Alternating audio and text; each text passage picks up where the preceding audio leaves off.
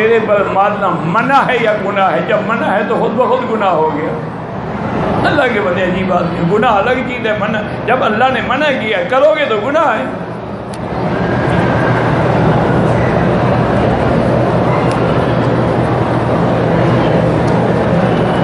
میں نے ایئرپورٹ پر بیگ جمع کرا دیا بھول کر، جس میں عمرے والے چپل تھے، تو میں نے مجبوراً وہی چپل پاکستان سے جدے تک پہن کے آیا، کوئی فرق نہیں۔ اگر چپل نہ ہو تو جو بھی جوتا ہے وہی پہن لو۔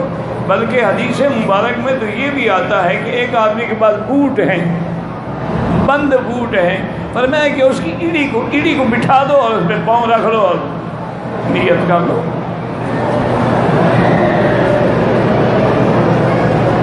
مسجد جیرانہ کا عمرہ جس کے لیے چاہیں کریں، جو لوگ فوت ہو گئے عزیز ان کے لیے بھی کر سکتے ہیں، اپنے لیے بھی کر سکتے ہیں۔ طواف جو ہے وہ بھی اسی طرح ہے، جو لوگ فوت ہو گئے، زندوں کے لیے نہیں ہوتا ہے۔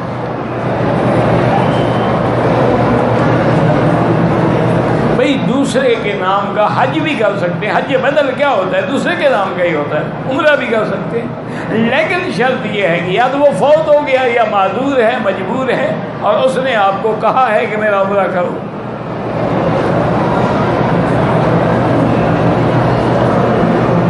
اگر ہم ہوٹل سے احرام باندھ لیں اور مسجد عائشہ میں جا کے نیت کی، یہ احرام نہیں، یہ تو چادریں باندھ لی نا آپ نے، احرام کہاں سے ہو گیا؟ احرام تو اس وقت ہوگا جب آپ نیت کریں گے لبیک بعمرۃ لبیک اللہم لبیک، اب وہ احرام کہلائے گا۔ وہ کہیں سے باندھے لیکن نیت وہی ہے کہ ہل میں جانا پڑے گا۔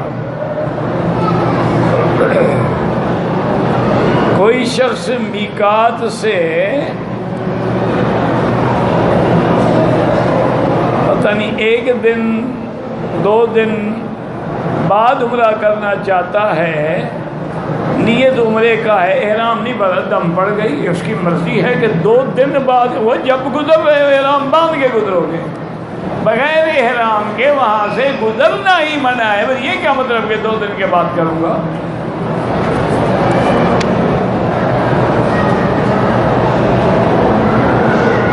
کہتے جی کہ ہمارے لوگوں میں کچھ ایسے بھی ہوتے ہیں جو آذان سے پہلے صلاۃ و سلام پڑھتے ہیں اور بعض آذان کے بعد بھی صلاۃ و سلام پڑھتے ہیں۔ میرے بھائی گزارش یہ ہے کہ صلاۃ و سلام سے تو کسی کو ضد نہیں ہے، وہ تو کافر ہے جو حضور پہ صلاۃ و سلام نہیں پڑھتا۔ اللہ نے حکم دیا ہے کہ صلو علیہ وسلموا تسلیما، لیکن ہر چیز کا ایک وقت ہے۔ اب ہر مسلمان نماز میں درود شریف پڑھتا ہے کہ نہیں پڑھتا؟ نماز میں سلام حضور پہ بھیجتا ہے کہ نہیں؟ السلام علیکہ ایھا النبی ورحمۃ اللہ وبرکاتہ، السلام علینا وعلی عباد اللہ الصالحین، اشہد ان لا الہ الا اللہ واشہد ان محمدا عبدہ ورسولہ، اللہم صلی علی محمد وعلی۔ تو کون مسلمان ہے جو نماز میں صلاۃ والسلام نہیں پڑھتا؟ لیکن خدا کے لیے مسئلہ سمجھیں، جذبات میں نہ آ جائیں، جھگڑوں میں نہ پڑیں۔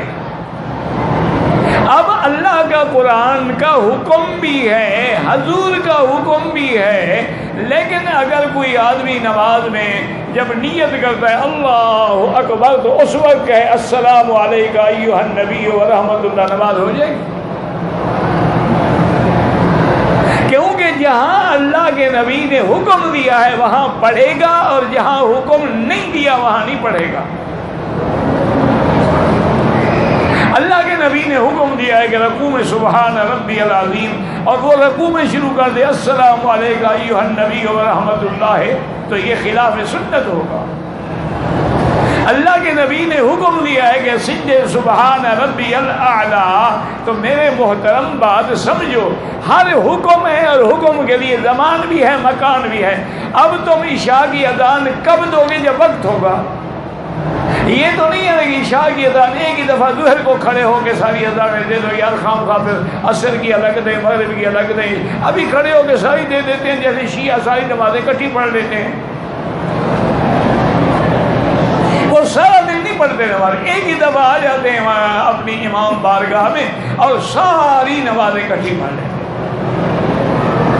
اچھا اسی شہر میں جلوس نکالا ہوا ہے، تادیہ نکالا ہوا ہے، وہی مغربین پڑھ رہے ہو تو کوئی مسافر ہو جو جمع کر رہے ہو، لیکن منشا ہے، دماغ ہے، جو آ گیا آ گیا۔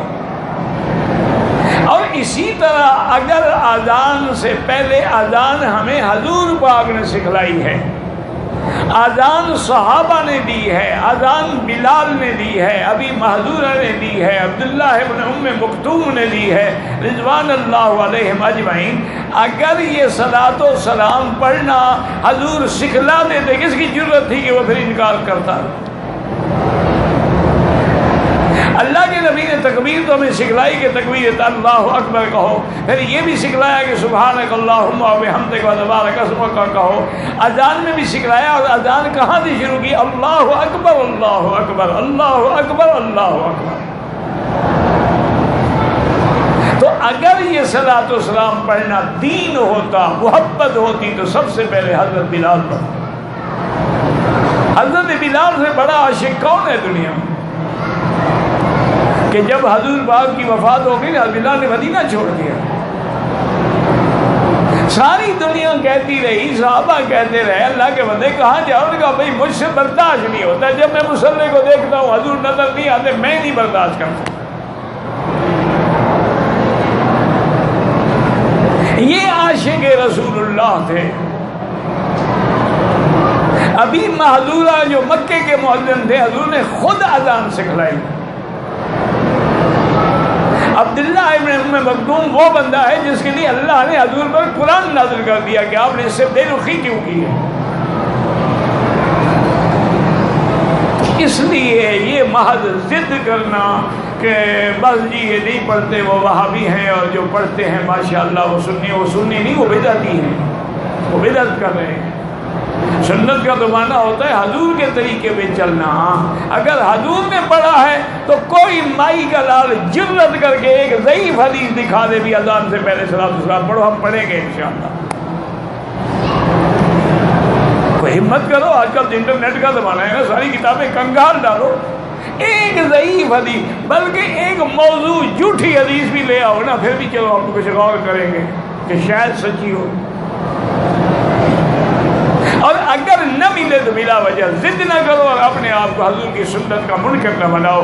حضور نے فرمایا کل امتی یدخلون الجنت الا من ابا، میری امت انشاءاللہ سب جنت میں جائے گی مگر وہ جس نے انکار کیا۔ صحابہ نے پوچھا من ابا یا رسول اللہ، وہ کون ہے جس نے انکار کیا؟ فرمایا من اطاعنی، جس نے میری اطاعت کی دخل الجنہ، ومن عصانی فقد ابا، جس نے نافرمانی کی اس نے انکار کیا وہ جہنم میں جائے گا۔ اللہ ہدایت دے دے بس۔ ہم جس گروپ سے آئے ہیں وہ کہتے ہیں کہ مسجد عائشہ سے کوئی عمرہ نہیں ہوتا، دوبارہ عمرہ کرنا ہے تو میقات پہ آؤ۔ یہ مسجد عائشہ بھی مکے والوں کے لیے ہل کا میقات ہے۔ اگر عمرہ نہیں ہوتا تو حضور نے بی بی عائشہ کو ایسے بھیج دیا تھا کہ جا کے وہاں احرام باندھ کے عمرہ کرو۔ اب اس کا کیا علاج ہے ضد کا؟ اچھا پھر مان بھی رہے، وہ کہتی ہیں کہ وہ تو عورت تھی نا، اور جو کام یعنی عورت کرے وہ عورتیں کریں گی، جو مرد کرے وہ مرد کریں گے۔ یہ عجیب بات، یہ عجیب منطق ہے، نیا مسئلہ ہے۔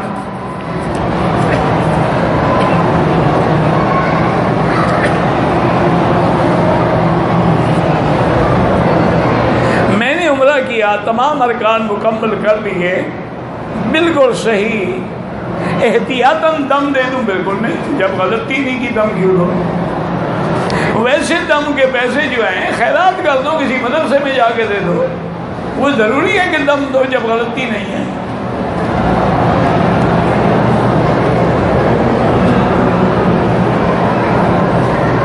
ایک آدمی طواف زیادہ کرتا ہے، ہر طواف کے شروع میں حجر اسود کا استقبال، تو حجر اسود کا استقبال نہیں کرے گا تو طواف ہی نہیں ہوگا نا۔ شروع ہی حجر اسود پہ کرے گا، ختم بھی حجر اسود پہ کرے گا، اور ہر چکر میں اگر استقبال استلام کرے الحمدللہ، نہ کرے تب بھی طواف ہو جائے گا، لیکن پہلا اور آخری چھوڑے گا طواف ہی نہیں ہوگا۔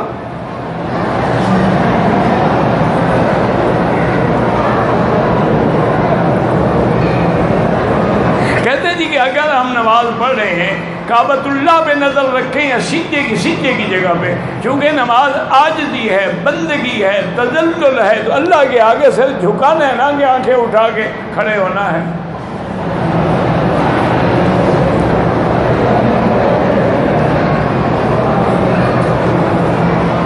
ایک آدمی مدینے سے عمرے کی نیت سے آیا مکہ شریف، طواف بھی کیا، صفا مروہ بھی کیا، بال کٹوانے سے پہلے احرام کرے، لیکن بال کٹوائے کہ نہیں کٹوائے؟ اگر نہیں کٹوائے ہیں اور کپڑے پہن لیے ہیں، کپڑے اتار کے احرام کی چادریں باندھے، بال کٹوائے، ایک دم بھی ادا کرے۔ طواف جو ہے جتنا آدمی کعبے کے نزدیک ہو وہ افضل ہے، لیکن عورتوں کو حضور فرماتے تھے کہ تم مردوں کے باہر کیا کرو۔ حتیم میں نفل پڑھنے کا عمرے سے کوئی تعلق نہیں ہوتے کہ نفل ہے، موقع ملے پڑھ لو، نہ ملے نہ پڑھو۔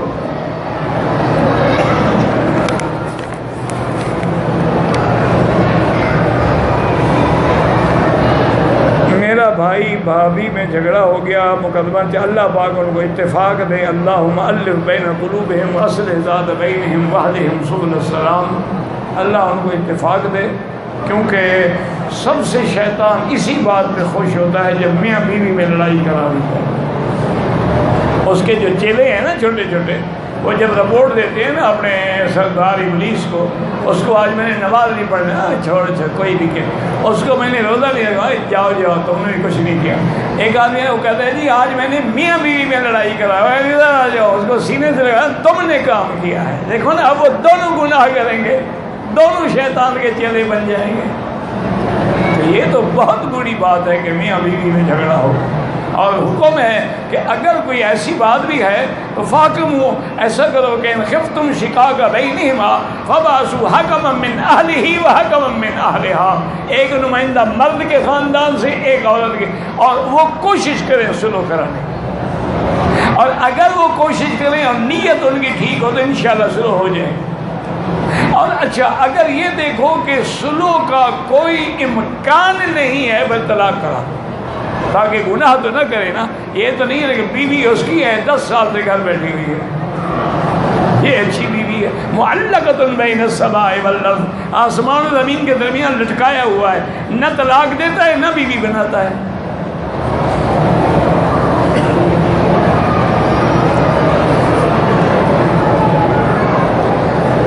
کہتا ہے جی قرض لینے والا جہاد میں شہید ہو گیا، قرض معاف نہیں ہوگا چاہے جہاد میں شہید بھی ہو جائے۔ قرض جو ہے یہ بندوں کا حق ہے، حقوق العباد ہے، جب تک ادا نہ کرو معاف نہیں ہوتا۔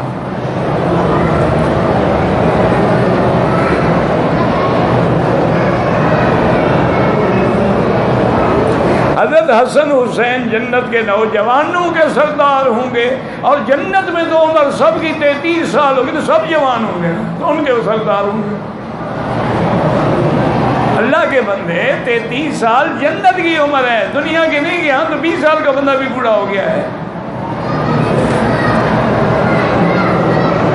اور یہ معنی تم نے کبھی سمجھا ہی نہیں ماشاءاللہ، بس صرف عاشق بنتے ہو نا، یا حسین یا حسین۔ معنی یہ ہے کہ جو نوجوانی میں لوگ مرے تھے ان کے سردار، ورنہ تو جنت میں سب کی عمر برابر ہوگی۔ سیدہ شباب اہل الجنہ۔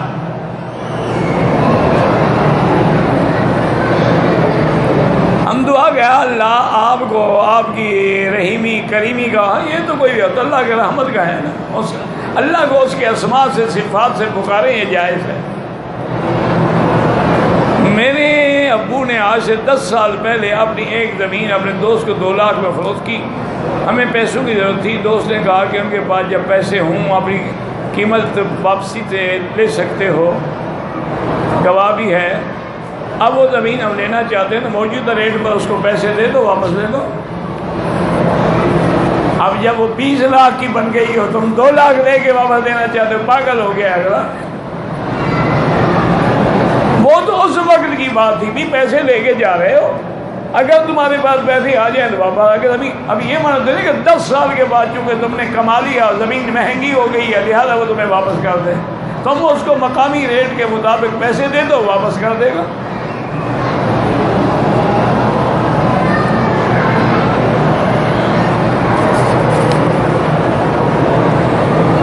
انڈین ہوں، میرے یہاں مسلمانوں کی شادی ہندوانہ رسم و رواج طرح ہوتی ہے، سنت کے طریقے سے کرنا چاہتا ہوں، بہت مشکل ہے۔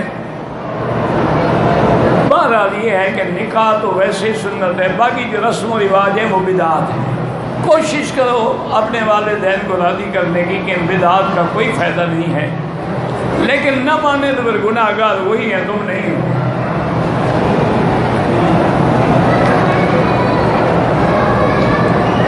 احتسام مجھے نہیں پتا احتسام کیا ہوتا ہے۔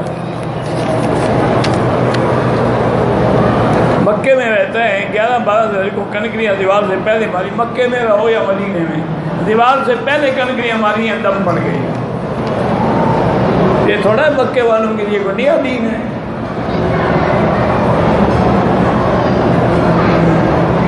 ہم نے مینا میں 11 کو قیام نہیں کیا، اس پہ دم نہیں ہے، لیکن اگر کنکریاں دیوار سے پہلے ماری ہیں تو دم ہے۔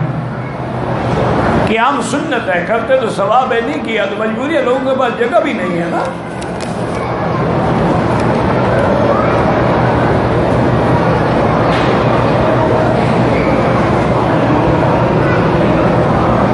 کہتے ہیں جی کہ میں 10 ساتھیوں کو دیوار پھلانگ کے عرفات میں جا رہا تھا، پاؤں پھسل گیا، رگڑا گیا، خون نکلا ہے، کچھ نہیں، خون بھی تمہارا نکلا ہے، اسلام سزا بھی تمہیں دے گا،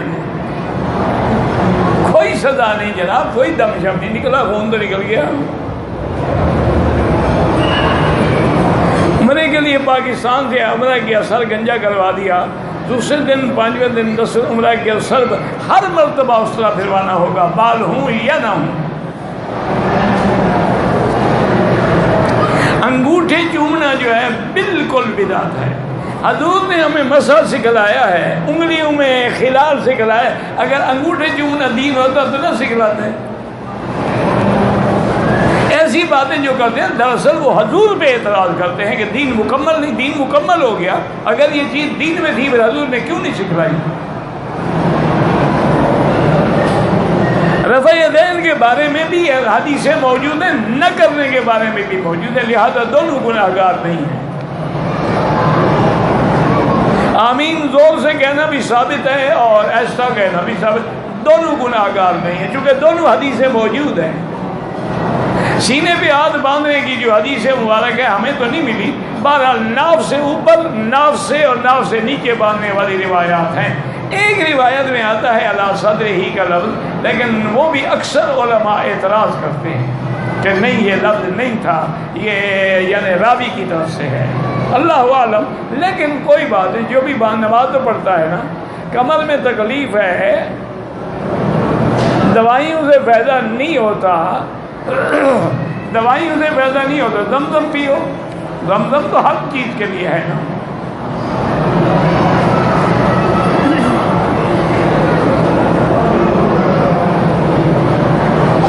ابھی وہ ایک میرے دوست ہیں، وہ خود بھی بہت بڑے ڈاکٹر ہیں، یعنی ماشاء اللہ انہوں نے امریکہ سے بھی، یورپ سے بھی اور ہر جگہ سے ڈگریاں دی ہیں۔ ابھی کی بات ہے، یہ کچھ چند دن پہلے کی بات۔ انہوں نے کہا کہ مکی صاحب میری بیوی کو کمر میں شدید تکلیف ہے اور وہ بیچاری ویل چیئر پہ ہے، اور صاف بات ہے کہ میں ویل چیئر تو مجھے لے کے جانی پڑتی ہے نا۔ میں نے کہا کہ ایک حکیم کا نسخہ تھا، کر کے دیکھ لو، شاید اللہ شفا کر دے۔ یہ دار چینی ہوتی ہے نا جو عام طور پہ پلاؤ والا بتا، میں نے کہا اس کو پیس کے پاؤڈر بنا لو اور 1 چمچہ خالص شہد کا اس میں چٹکی بھر وہ ملا کے ایسے اس کو حل کر کے چاٹ لو۔ 3 دن کے بعد نے بتایا کہ ماشاءاللہ آپ تو 3-3 4 طواف روز کر رہی ہیں، ویل چیئر بھی ختم ہو گئی، ہر چیز ختم ہو گئی اور طواف 3-3 4 کر کے آ جاتی ہے۔ میں نے کہا چلو ماشاءاللہ اب تمہارے لیے، میں نے کہا 2 فائدے ہو گئے، ایک تو اس کی کمر کا درد چلا گیا، دوسرا تمہاری بیوی جوان ہو گئی۔ اور کہتا ہے جی پھر بھی تو میرا نقصان ہے، میں تو بوڑھا ہوں گا۔ بہت اچھے آدمی ہیں، بہت حافظ قرآن ہیں، بہت بڑے ڈاکٹر ہیں، اور ماشاءاللہ رمضان شریف میں پہلے ایک ختم وہیں کراچی میں کرتے ہیں، پھر مکے ہیں، ڈاکٹر حافظ فردوس۔ بہرحال یہ ہے کہ لفظ حضور جو ہے نا، یہ حاضر ناظر کے معنی میں نہیں ہے، جو ایسا سمجھتے اللہ ہدایت دے۔ نکاح کا کیا ہے کہ ایک خطبہ پڑھنے والا ہو، دو گواہ ہوں، میاں بیوی کا ایجاب قبول ہو، بس۔ اگر کوئی شخص بار بار ملک جانے کا ارادہ کرتا نہیں، کوئی نہ کوئی کام روک جاتا ہے، تو اللہ کے ہاتھ میں 2 رکعت نفل پڑھ کے دعا کریں کہ اللہ آسان کرے۔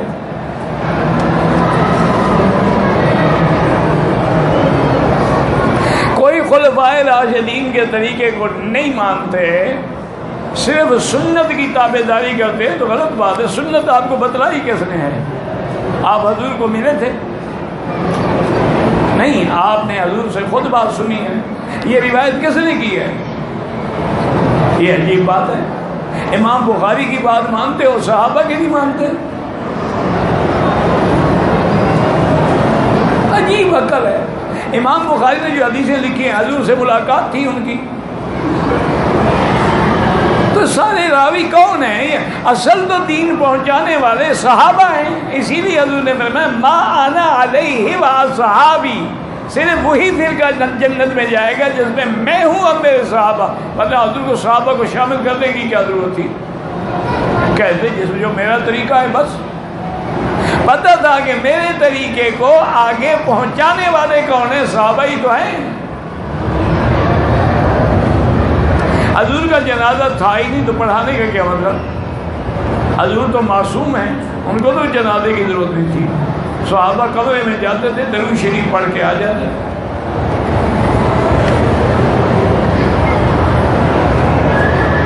فجر کی دوسری رکعت میں دعائے قنوت کرنا صرف امام شافعی کے نزدیک ہے رحمۃ اللہ علیہ۔ باقی ائمہ کہتے ہیں کہ جب مسلمان ملکوں میں کسی پر مصیبت ہو تو اس وقت تو قنوت نازلہ پڑھنی چاہیے، لیکن نہیں تو ہر نماز میں نہیں۔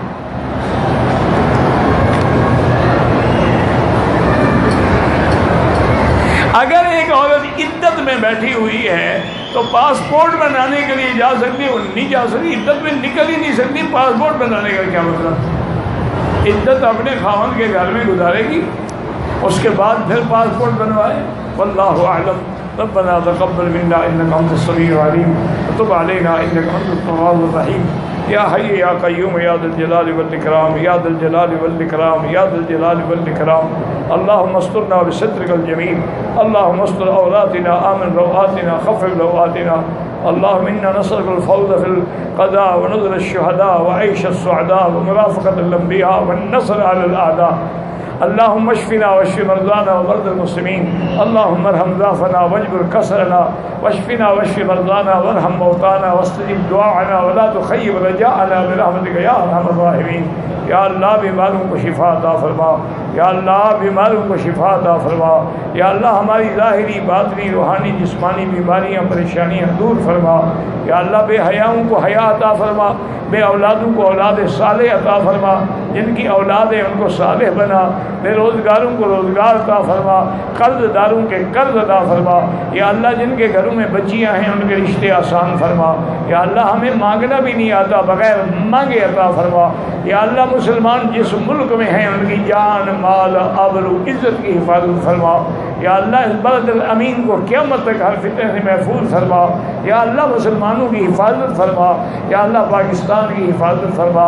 ربنا تقبل منا انك انت السميع العليم وتب علينا انك انت التواب الرحيم وصلى الله تعالى على خير خلقه سيدنا محمد وعلى اله وصحبه اجمعين۔ اللهم صل على سيدنا محمد وبارك وسلم عليه۔